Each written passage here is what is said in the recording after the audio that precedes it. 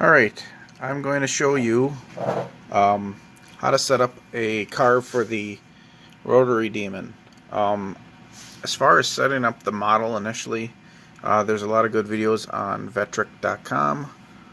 Go see those first. Here is how I do it. Personally, I just think it gives the best finish, the best outcome, and the technique I'm about to show you will actually have the machine free the carve for you.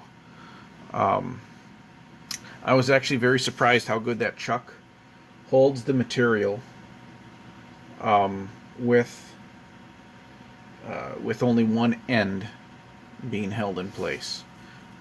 So first, what we're looking here is a Harry Potter wand that I got off of Thingiverse. I imported it as shown on the Vetric tutorials. So please look at that before you get into this part. Alright, so with there some extra space to the left and right of the model, so my blank stock in V-carve is longer than the model. I have a couple of vectors I draw. One is a vector that is the full height, but it's a little bit shorter on both ends than the material. Then I have a rectangle to the left side and to the right side, and those are the ones that are for freeing the model or the carving. It'll actually cut it free. Looking at the model itself, I have a couple of come on, there we go. I have a couple of items that I add. Typically, you can just add thickness to the zero plane by going here. By the way, all these have to be merge right here. But on the zero plane, if you go to the model, hit properties, and your base height here is the radius of the basically like a tab, like a rotary tab. Okay. Because of the fact that this narrows down so skinny, I had to have it pretty thin on the one side. So right here it is at a 0.08 inches, which will give me a 0.16 diameter peg attaching to my material over here. But I thought that was kind of skinny to have it once it's freed on this side. I didn't want it to be so thin on this side. So I went ahead and I also added a rectangle under tabs. I added a slightly thicker, you can see, I'll turn it on and off so you can see it get thinner and thicker. And all that is under clip art. We have these rectangular tabs, and they come in handy. And that guy is right here. It's just full height. It goes a little bit beyond, that's fine. And it overlaps the model here. Okay, that's all that is.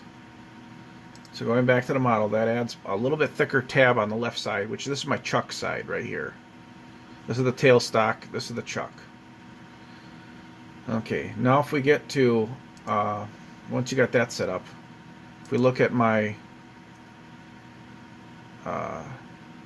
my tool paths, the roughing I'm doing with a ball end mill. For some reason I just like the ball end mill for roughing on the rotary.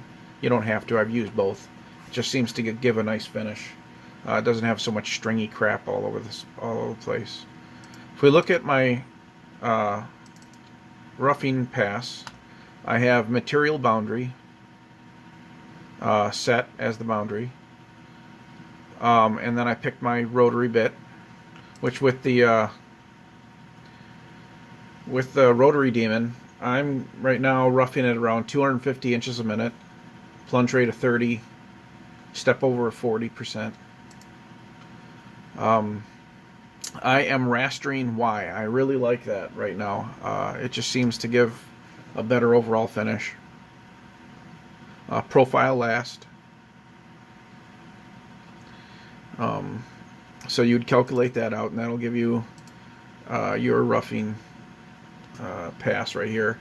So if you notice, it's basically it's spinning 360 degrees, stepping over the 40%, spinning 360 degrees the other way, and it just keeps on going, and it will do those plateaus.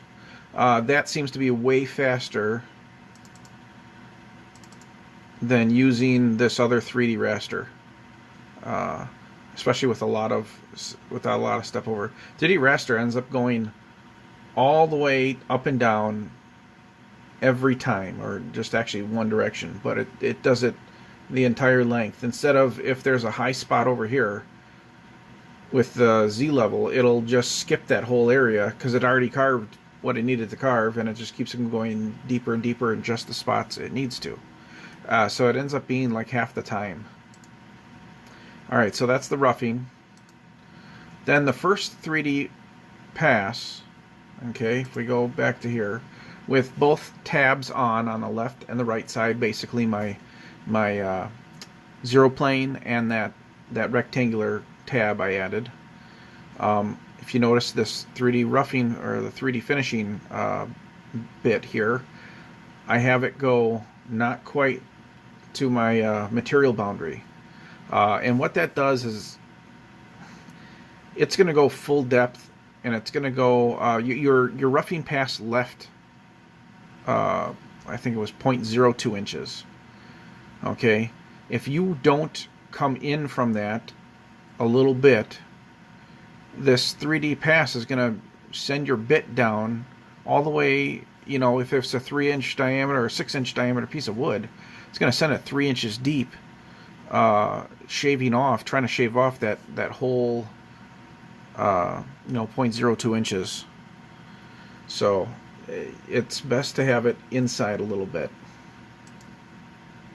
If we look at that, here's where we gotta do a little bit different. I really like the way it does it when we spin 360 degrees and then move over just the step over distance.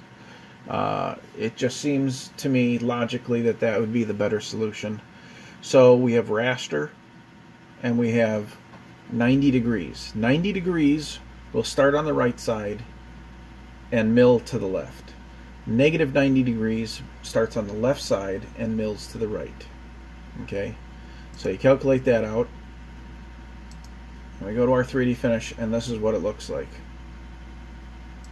Okay, so far, if we want to look at the ones we looked at, we will preview just the visible guys here. You see there's the roughing, and then the finishing goes from right to left. It left this little bit alone here and here. Okay, and realistically you're going to have your whole diameter of wood here and here. So this is going to be out of a 1.5 inch dowel rod. So there'll be quite the lip right here. You don't want anything to hit. So there's what we have so far. Now we're going to break it free. So I had another 3D finish, and this time it's with you come over to modeling, and you deselect the plane and the rectangle, and that makes them disappear. So now there's nothing in the model holding it. Okay, and then you say calculate negative 90 degrees, because we want to go from the left to the right. We want to go off and break it free. So once it's free, your bit's not touching wood and making the end of it jump because it's rubbing against it. So also I had to go a little bit farther away from the edge because of that dowel rod actually ate into the tapering of the end of the wand. So when you do calculate there, it ignores the tabs because we turned them off. And the same thing for this one. This one is on the other side, and it's this last one here. Here we have no negative sign, and it's going to go from right to left again off the material. And as soon as it's free, it should just drop right off. Okay, just drive right on the base of your machine. So if you calculate that guy out, you can see it just carves the end.